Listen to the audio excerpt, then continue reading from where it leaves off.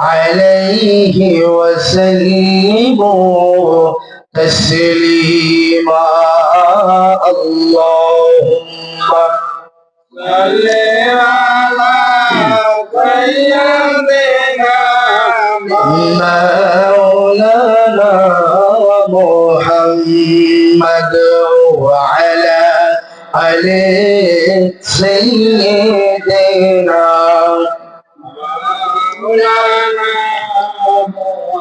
ফেরেশতারা সবাই বলে আজ আমাদের খুশির দিন ফেরেশতারা সবাই বলে আজ আমাদের খুশির দিন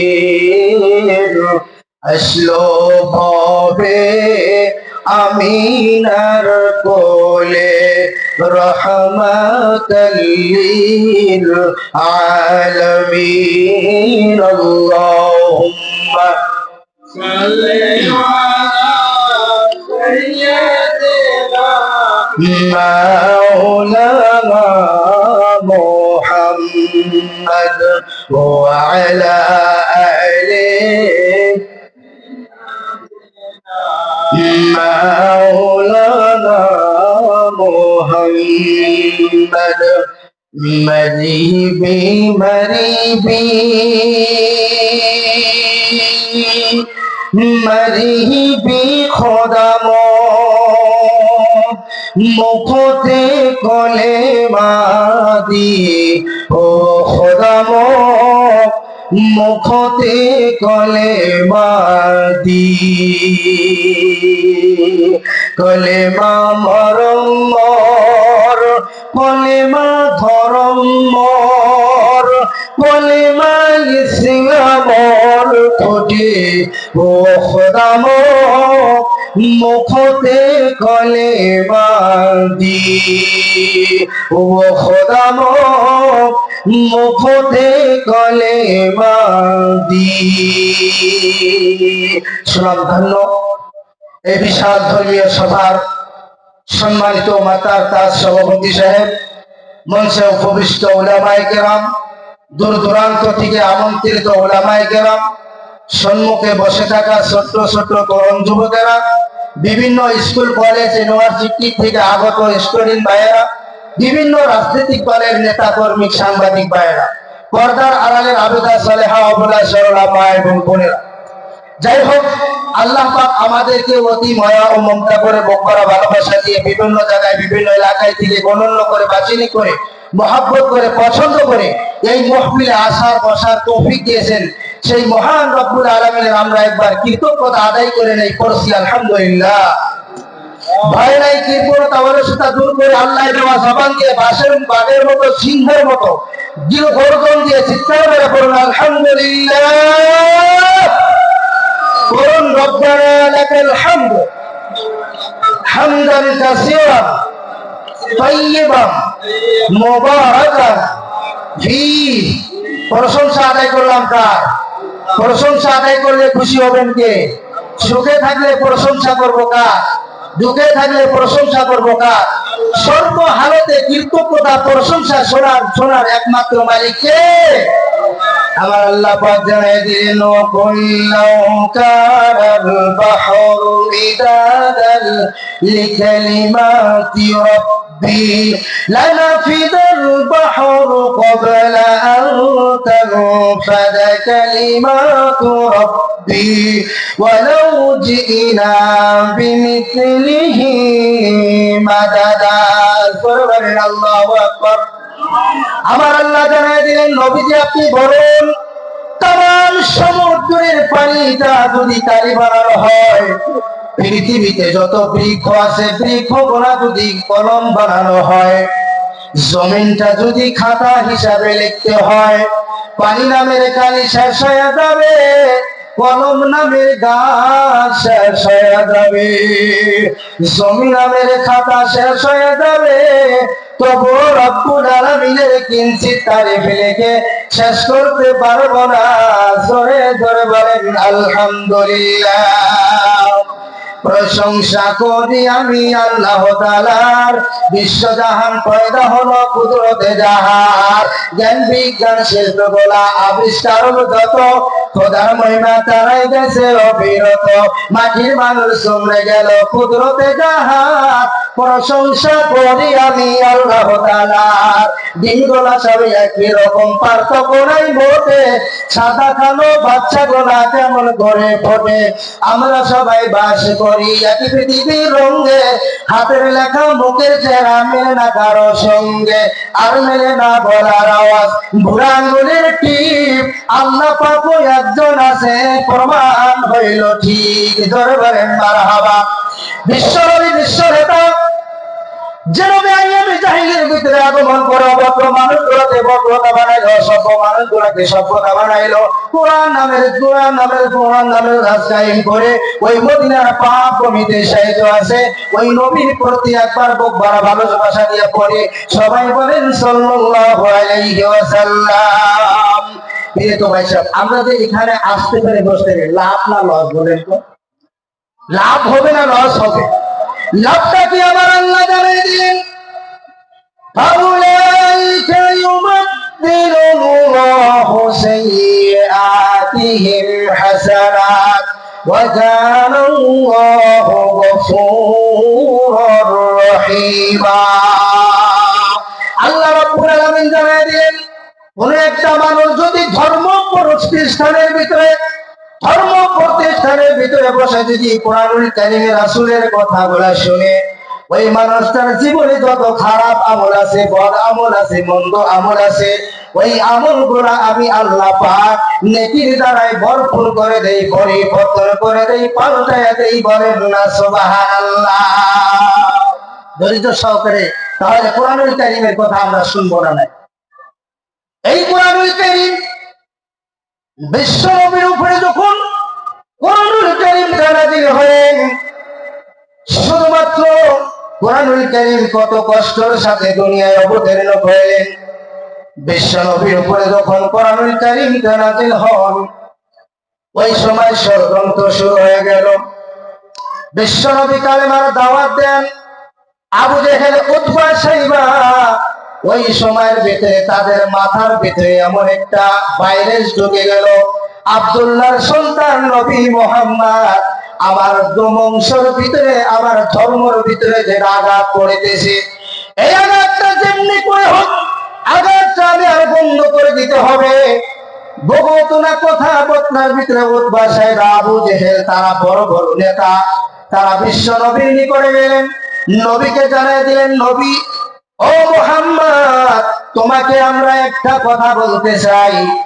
এই গোটাই পৃথিবীর আছে, এই গোটাই পৃথিবীর তোমাকে আমরা গভর্নর বানায় দিব, রাজা বানায় দিব, আর এই পৃথিবীর ভিতরে সবচেয়ে থেকে সুন্দর যেটা নারী, ওই নারীটা তোমাকে রানী বানায় দিব। তোমার নেতৃত্ব দুনিয়া চলবে, তোমার নেতৃত্ব মদিনা চলবে, কিন্তু একটা কথা জেনে রাখো মুহাম্মদ, তুমি এই মূর্তি পূজাকে কোনোদিন ছেড়ে দিও না। তোমার ধর্ম আল্লাহর বিধান আমরা চিনি না, আল্লাহর বিধান কেমনে আমরা বুঝি না, কিন্তু আমার একটা কথাই হলো, তুমি জানি আমার ধর্মের ভিতরে কোন ধরনের আঘাত করো না। বিশ্বনবী জানিয়ে দিলেন, আবু জেহেল, উতবা, শাইবার সব, এটা তো সামান্য একটা কথা। আমি আল্লাহ রব্বুল আলামিনের কাছে যদি আমি নবী যদি একটা প্রার্থনা করি, আমি আল্লাহর কাছে যদি একটা চাই, এই উহুদ পাহাড়টা যে আছে, এই পাহাড়টা আল্লাহ রব্বুল আলামিন আমাকে সোনা দিয়া করে দেওয়ার জন্য প্রস্তুত। বলেন সুবহানাল্লাহ। শুরু হয়ে গেল ষড়যন্ত্র। আবু জেহেল, উতবা, শাইবা তার মাথার ভিতরে এমন বাইরে ঢুকে গেল, কোন উপায় তো আমরা পারি না, কেমন করা যায়? মুহাম্মদ কি তেলাওয়াত করে, কি কোরআনুল কারীম পড়ে, ওই কথাটা আমরা আজকে মুহাম্মাদের ঘরের ভিতরে যায় কোরআনুল কারীমের কথাগুলো শ্রবণ করব। আবু জেহেল উতবা সাইবা চলে গেলেন, নৌজাহানের বাদশা নবী বিশ্ব নবীর ঘরের ভিতরে চলে গেলেন। সারাটি রাত এই চারটা কাফের সারাটি রাত বিশ্ব নবীর কোরআনুল কারীম শুনে বলেন সুবহানাল্লাহ। কেমন লাগলো, কি হলো যায়, কেমন শোনা যায়, এত ভালো লাগে, কি তেলাওয়াত করে। কিন্তু আবু জেহেল উতবা সাইবা বলে, আবু জেহেলের এসো, দিনের বেলায় আমরা যত বড় দেওয়ানগিরি করি, নেতাগিরি করি, রাইতে নবী মুহাম্মাদের কোরআনুল কারীম শুনি, এই বস্তুটা যদি সকাল বেলা মানুষে জানতে পারে, নিশ্চয় আমার ক্ষমতার চেয়ারটা আর দিবে না।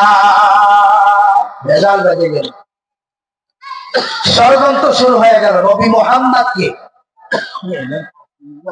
রাসূলকে কিভাবে ষড়যন্ত্র করেছে সেটাই আমি আপনাদেরকে বলতেছি। কোনো পেয়ে পাত্তা যখন পেল না, তারা ষড়যন্ত্র একটা শুরু করে দিল। ওই জায়গার ভিতরে নামটা ছিল দারুল নদওয়া। আমরা কি কই? পার্লামেন্ট কই, পার্লামেন্ট। আরবিতে দারুল নদওয়া কয়। দারুল নদওয়ার ভিতরে এরা একটা বৈঠক দিল। কি বৈঠক দিল?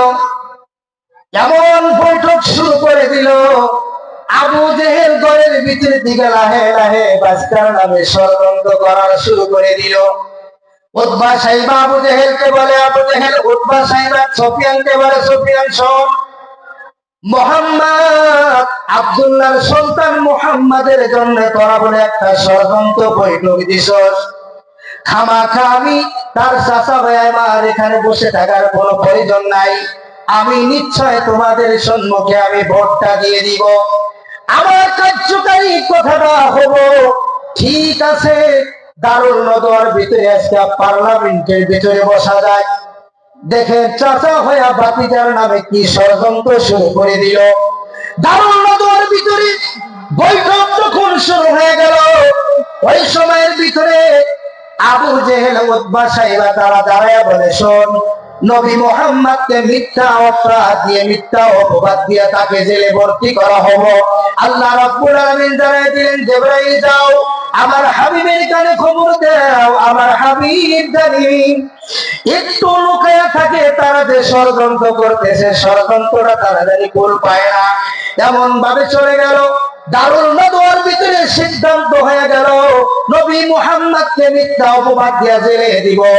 ওই দারুল নদওয়ার ভিতরে পার্লামেন্টের ভিতরে আর একটা কাফের দাঁড়ায় বলল, শোনো, নবী মুহাম্মদকে যদি কাতল, নবী মুহাম্মদকে যদি থানায় দেওয়া হয়, নবী মুহাম্মদকে যদি জেলে দেওয়া হয়, ওনার যারা অনুসারী আছে, ওনার আত্মীয় স্বজন আছে, ওনার বক্তবিদার আছে, তারা জেলের তালা ভাঙবে, নবী মুহাম্মদকে বাহির করে আনবে। এই কাজটা করা আমাদের পক্ষে ঠিক হবে না। শুরু করে দিল। কথাটা ভালো করে শুনেন, ষড়যন্ত্র শুরু করে দিল। এই বস্তুটা ডিলিট হয়ে গেল। তারপরে বলতেছে, শোনো, এইটাও যদি বাতিল হয়ে যায়, তাহলে নবী মুহাম্মদকে আমরা এই দেশ থেকে আর এক দেশে তাড়ায় দিব।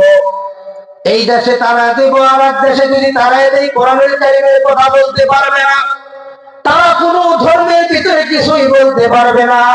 আর একটা কাফের তারা বলল, শোনো, নবী মুহাম্মদকে যদি এই দেশ থেকে আর একটা দেশে যদি তাকে তাড়ায় দেওয়া হয়, ওনার যেটা কোরআনের সুর, ওনার যেটা কোরআনের আওয়াজ, ওনার যেটা গলার সুর, যেটা চেহারা, ওনার যেটা বাণী, উনি যেই দেশে যাবে সেই দেশের জনগণকে কলেমার দাওয়াত দিয়া মুসলমান বানাইবে। ওই দেশের রাষ্ট্র মন্ত্রী, বাদশা, গভর্নর যারা আছে, তাকে কলেমার দাওয়াত দিয়া মুসলমান বানায় একত্র হয়ে আমার মদিনার উপরে ষড়যন্ত্র করবে, করতে আসবে, হামলা করতে আসবে। এই কাজটা করাও বোকামি হবে। একজন জবাব দেয়, একজন সবাই করে, আর একজন জবাব দিতেছে যে এই কাজটা করাও বোকামি হবে। তাহলে কি করা যায়? ওই টাইমের ভিতরে কি আবু জেহেলের ভালো লাগে? আবু জেহেল ওই টাইমের ভিতরে আল্লাহ পাক একটা আয়াত নাযিল করে দিলেন, ওয়া ইদ ইয়ামকুরু বিকাল্লাযীনা কাফারু লিইউসবিতুকা আও ইয়াকতুলুকা আও ইখরিজুক ويمكرون ويمكر الله والله خير الماكرين আল্লাহ পাক এই আয়াতের শানে নজুল বলছেন নবীজিকে জেলে দিবে এটাও বাতিল হয়ে গেল, নবীজিকে এই দেশ থেকে আর এক দেশে দিবে এটাও বাতিল হয়ে গেল।